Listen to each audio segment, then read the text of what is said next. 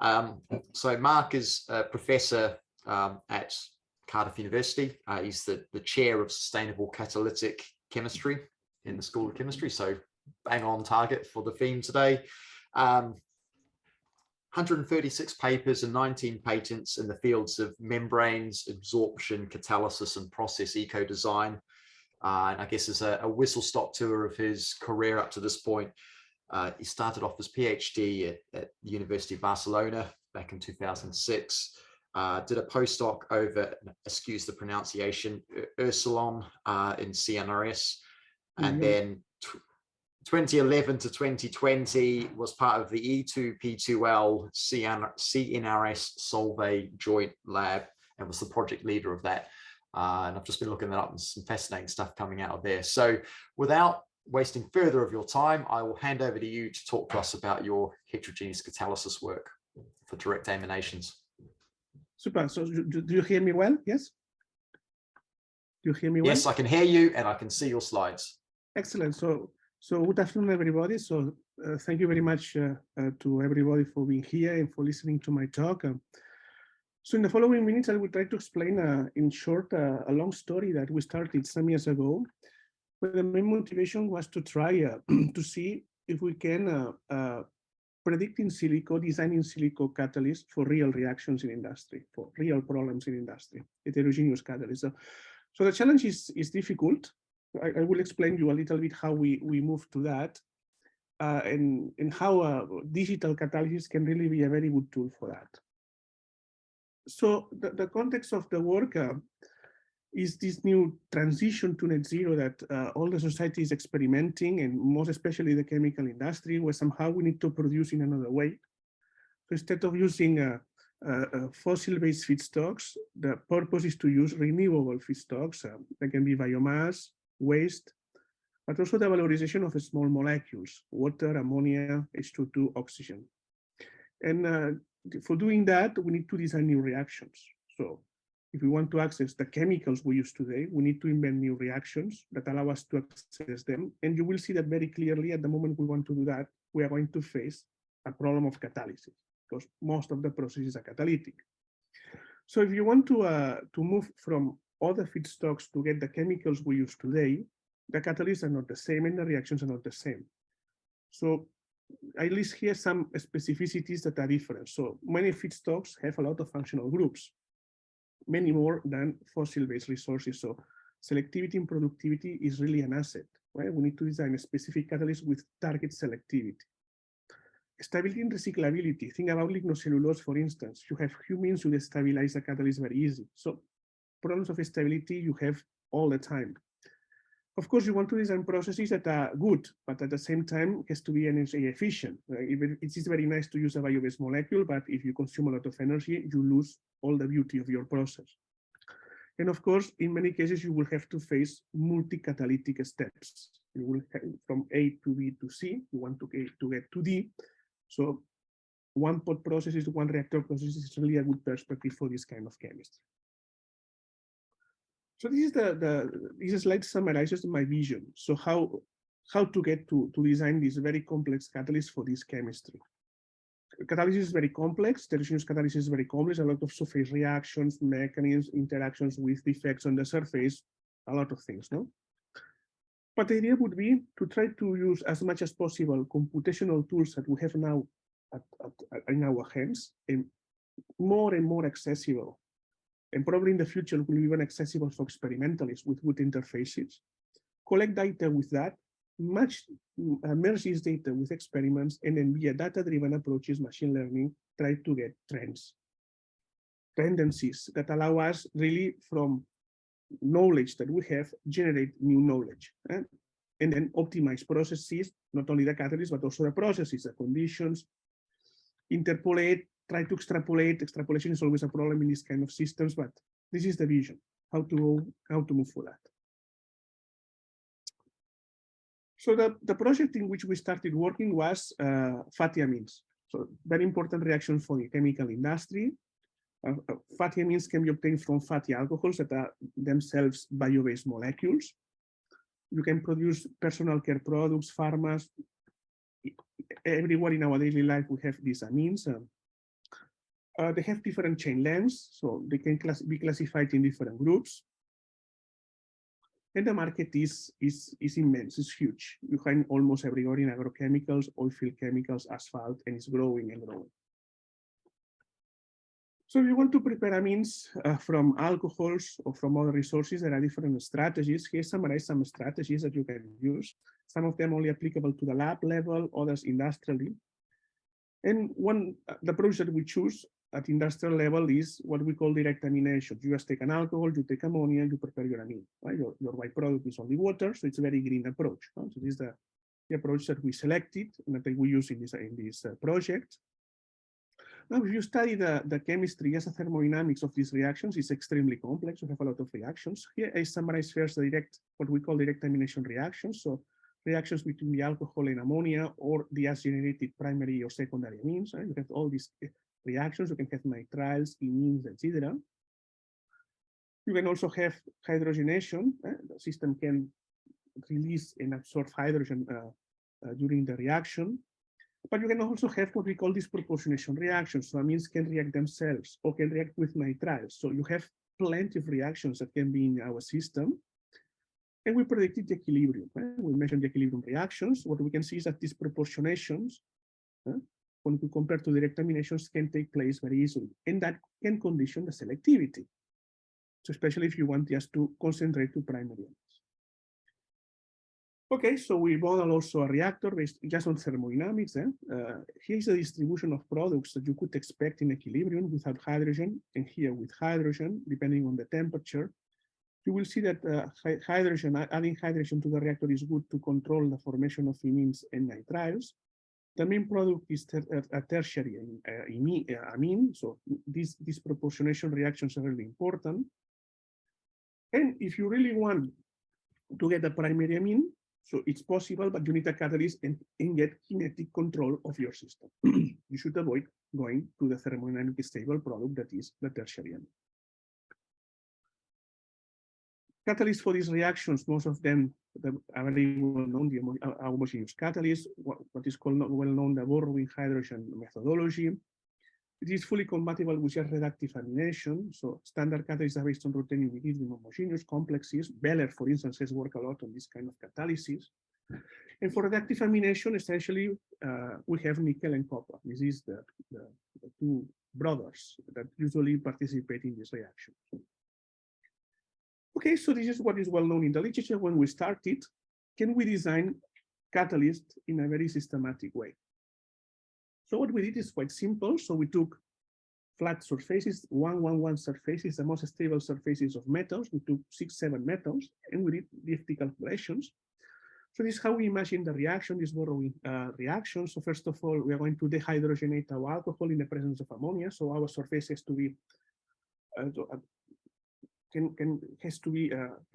needs to have absorbed ammonia and hydrogen. Then you have this reaction that is just the formation of the amine that is in the literature is well known to be very fast, so it's not really constraining in the system. And then the second part of the mechanism that is just the hydrogenation with the as-generated hydrogen of the amine. So in most of the experiments we use octanol, but we are simplified to methanol in our calculations. We explore different metals, some of them osmium, for instance, very exotic. We applied conditions for the coverage of the metals that are representative of the experiments that we have, had preliminary work that allow us really to match these values with the experiments. And all the surface intermediates are surface intermediates that are well known in the literature. We just scrutinize all what is well known in the literature, some spectroscopic work. So we try to have as representative as possible system to represent our surface. This is an example of the standard energy plots that we have. You can assume different mechanisms. You just have OH activation, CH activation. So there are different mechanisms. So it's the standard plots that we have. Okay, from this we can have the energetic expanse. We can measure all the intermediates. We have a very detailed description of our catalyst. This is an example of cobalt with the same for nickel, for palladium, for ruthenium, etc. And then the good thing comes here. So, okay, with all these results, it takes a lot of time to do these DFT calculations. Can we make something systematic? Can we get correlations?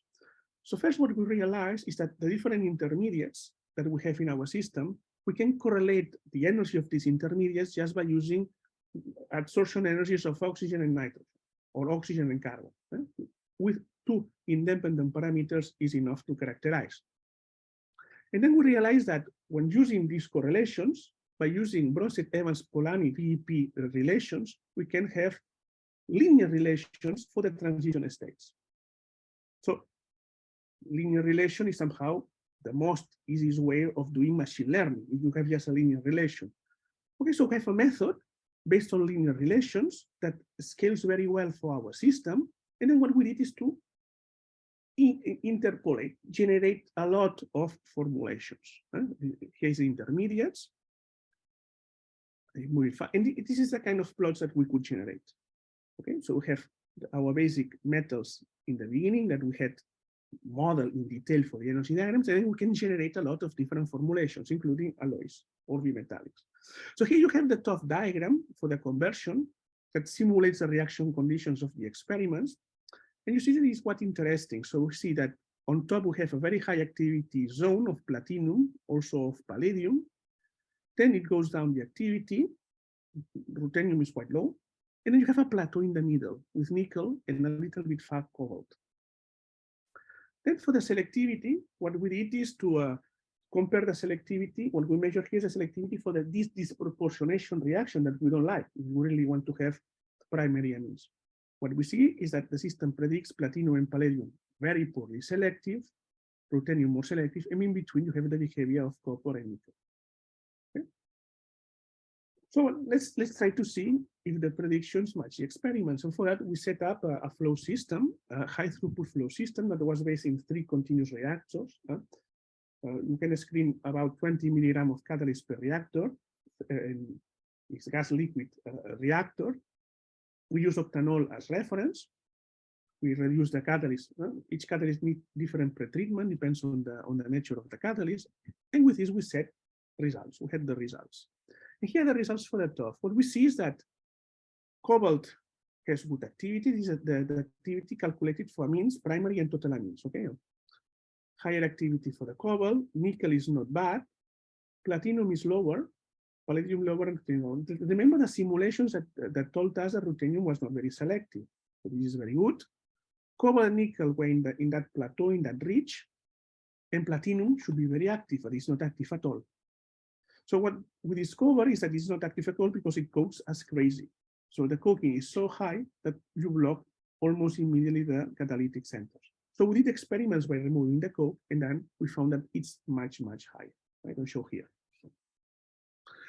Okay, so with these results, we try to prepare alloys. So the prediction said that if we dope the cobalt with small amounts of metals, we should have different behavior. And we did that. So we did platinum, palladium, ruthenium, silver, and this is just a standard cobalt. And we see that there is some effect of this cobalt, of this additive. For platinum, you increase a lot the activity, but you lose selectivity. You have a gap between these two curves, these two histograms. For palladium, the same, but for the others, you keep the activity.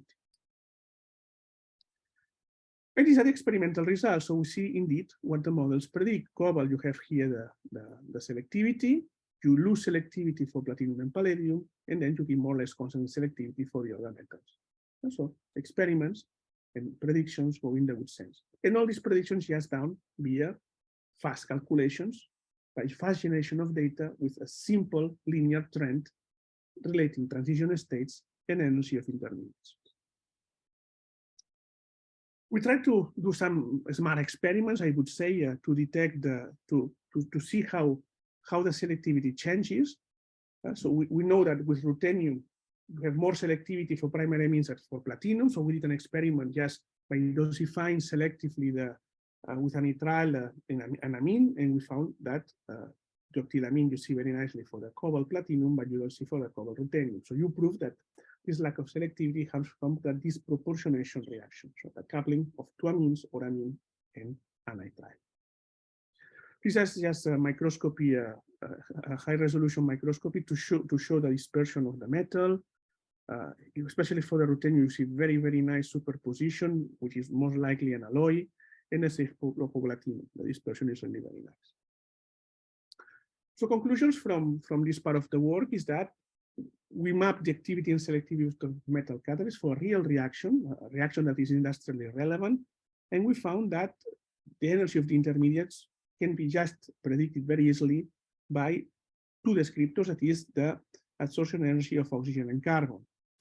And then using these descriptors, we can predict transition state energies via BP method.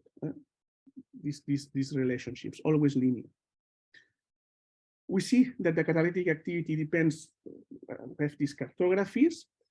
In our case, we found that the catalytic activity is essentially controlled by the oxygen absorption energy. So we have different zones for activity, zones for high activity, follow activity. We could also trace the zone for the selectivity for this disproportionation reaction and correlate it with the oxygen and carbon absorption energies so that we can really find alloys later that can control the selectivity. So with these results, what we did later is to optimize this catalyst to see if we can really get a catalyst that can be used industrially. And what we did, so since we saw the silver and this ruthenium that keep the conversion but increase a little bit the selectivity, remember that it's the opposite trend using platinum and palladium. So we try to prepare catalysts by different methods. We try to prepare this very basic methodology by incipient wetness, by wet impregnation. So we did impregnation by sequential impregnation. So we can put cobalt first, then let's say silver later, silver phase, cobalt later, or co-impregnation. We try different methods. Here you have some results for these different methods. We see that the conversion is sensitive for cobalt ruthenium and for cobalt silver is sensitive to the method. So in our case, the co-impregnation is better for cobalt ruthenium. Impregnated first silver and then cobalt is better for the silver catalyst. We characterize the catalyst by hydrogen TPR. So here we're following the reduction signature of our catalyst. We see that without dopant, it's very difficult to reduce. So this is one of the main reasons why this dopant is good. The key signatures, the two bands are always there, but the second band, what we call the beta band, becomes sharper. That's why the catalyst can be better reduced. And ruthenium, the three formulations act well for this reduction. The same applies for silver, but for silver, especially when we dope first the silver compared to the cobalt, the reduction is a little bit better. You see, for instance, here where you have the opposite sequence, you don't reduce so well. So this reduction is somehow related to the way we build the catalyst by the impregnation steps. And we optimize for the two catalysts the loading of the second metal. We see that if we increase, for instance, for the cobalt ruthenium, the amount of ruthenium, it gets well, but if you put too much, not so well. You have an optimum. Okay, yeah. In the optimum, it's not very high, 0.13% or 0.06%. With a little bit ruthenium, you increase a little bit the selectivity, you keep the conversion a little bit higher, but you should not put much more. And the same applies for silver. So we optimize the formulations, and we explored these two catalysts, and in the end, we took the silver catalyst, optimizing the performance. We could get 90% conversion, 87% selectivity. At the moment we published this study, it was the best ever reported result for this reaction. And it was a catalyst that was further used by the company, Solvay, in their batch reactor. We didn't patent because we didn't want to patent, but we tried that in pilot and it worked quite well. Then, companies, they take or don't take, depends on their interest. The catalyst is stable. Here you have the performance on a stream. So it's a catalyst that can be used in at least for 6 hours. Here you use a fixed bed to do these tests. We characterize all the phases. The catalyst, you see that without reduction, you see ruthenium oxide and silver oxide, but as soon as you reduce, you don't see these phases. And the catalyst is very well dispersed, and you have almost a perfect alloy. This is what we saw also in the previous part of the work. You have almost a perfect alloy with ruthenium and cobalt. And in the case of silver, compared to the previous preparation that was by co-impregnation, you see what I call a necklace. It's kind of necklace of silver, and very small particles of silver surrounding the cobalt. So it's a different kind of formulation, but the contact between both metals is very good, and this is somehow what is explaining the promoting effect of these metals. We also characterize by XPS. We see very clearly the signature of the metals, corresponding especially to reduced metals. So that proves that we have alloys. We also characterize the kinetics. I'm not going to show the kinetics of this work, just to show that by increasing the hydrogen amount, we can increase the conversion. In principle, we have a hydrogen borrowing mechanism. We should not expect that. And what we found, you can see better in these figures here, where you have a maximum of selectivity. We found that in all these systems, we have coke deposits. And the coke deposits somehow hydrophobize the metal. So this is not predicted in the modeling, in the DFT modeling with the DEP trends. Is much more simplified. It would be something that could be used to put more complexity to the model. But what we found and we published later is that the presence of carbon deposits somehow create pockets of the metal that control the hydrophobicity, and that can control the selectivity. So to have controllable coking can be good for the selectivity, even if we penalize a little bit the activity. Okay, this brings me to the end to thank a lot of people that contributed to this work. My student Kangwan here in Cardiff, my colleagues in Shanghai in the joint lab with Solvay, people in INS Lyon in UCLA, Philippe Sauté, that was I would say the brain, the person that has the brilliant idea to use this methodology for this work. Funding from French Agency of Research, and so they publish different papers. You can have a look at them if you're interested. And I would like to thank you for your attention.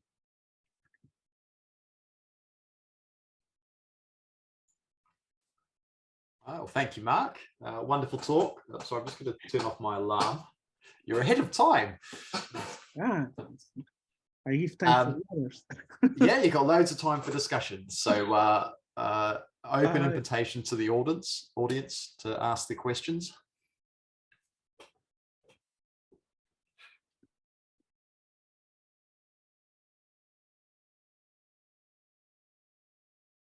See, I'm not the best person to talk about this computational stuff. It really is stretching my expertise, but it sounded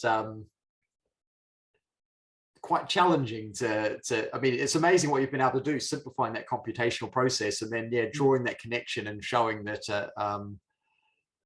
well, this is a very simple methodology that we used. That was one of the first applications of these methodologies to this kind of problems, but you could make more complicated. I was mentioning the problem of the coke in the end that we didn't include, that we could include with descriptors.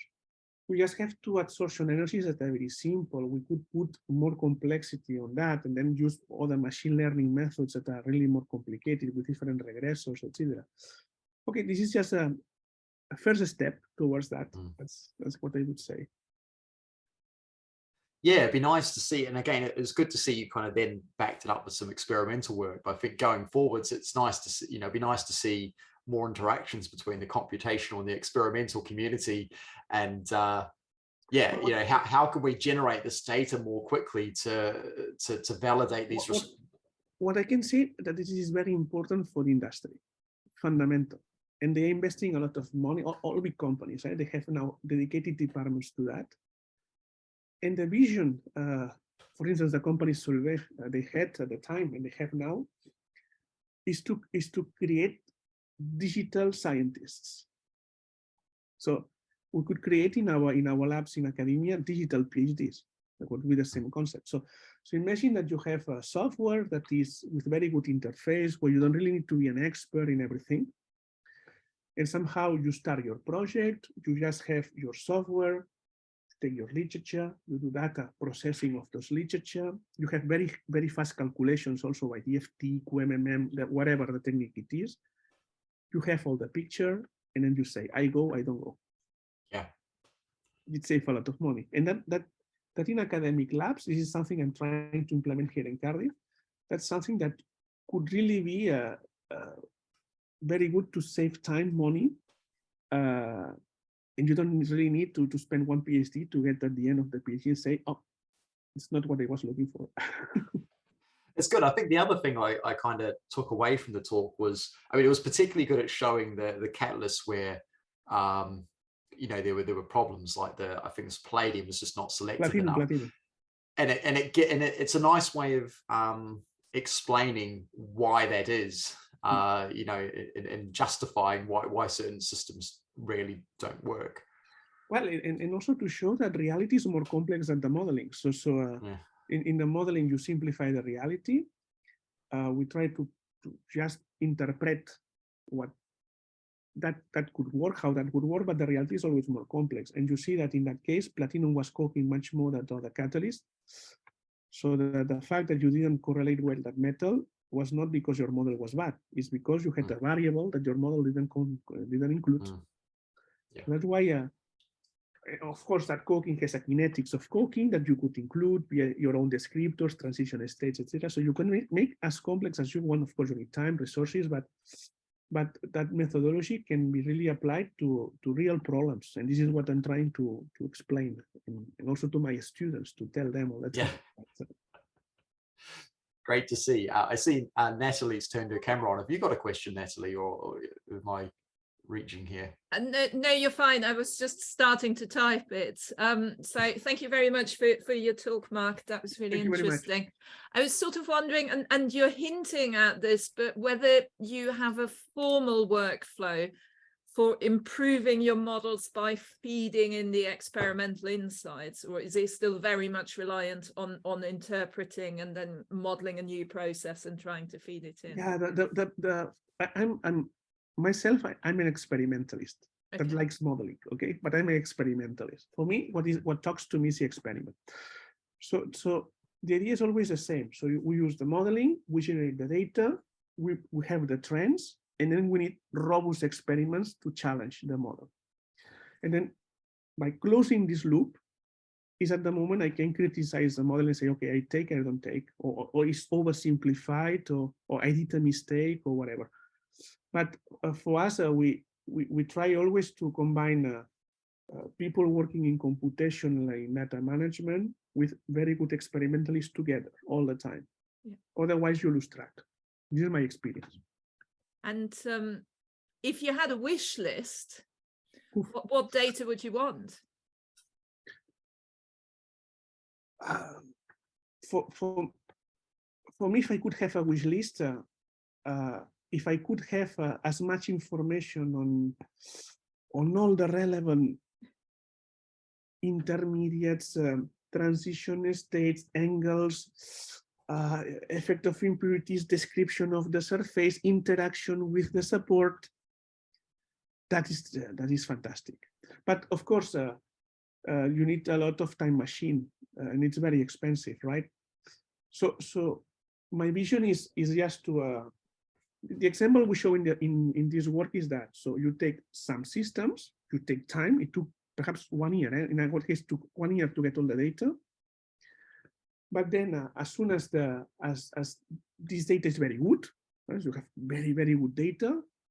Then, with these methodologies, these correlations, then we can predict what we should have for other systems, and then you save time. That's a moment where the time pays. All the effort that you did pays, and you can get this correlation. And then the experiment in the end will tell you how good these correlations are, how reliable they are.